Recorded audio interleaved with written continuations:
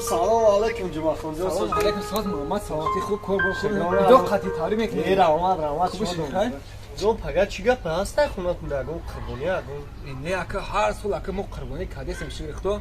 امسال که میام کسی که نشوده نیست برین ایخا که امور آمدن که خونگم قشلوق رفتگه راستی هیچ گپ نیست چه اونجا رفتن دکور پگا راستی نامدون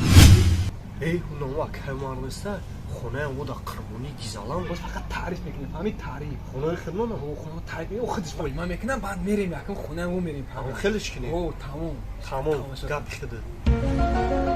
سلام علیکم او اکا ما سوزی کنیست او اکا ما سوزی بشکا اکا ایدا قطعی ما چیما خوبه دیگه خوبه اکا مر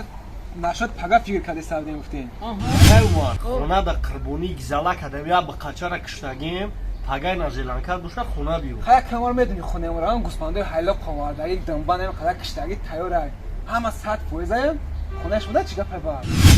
خونه شما دا تایلوق کشتگی باشه خونه شما دا گوسپند کشتگی بیا سر خطی میریم خونه شما دا میخریم میریم خونه ما دا دعاشا میکنیم چی گفتی؟ لعنت تاشید به عقل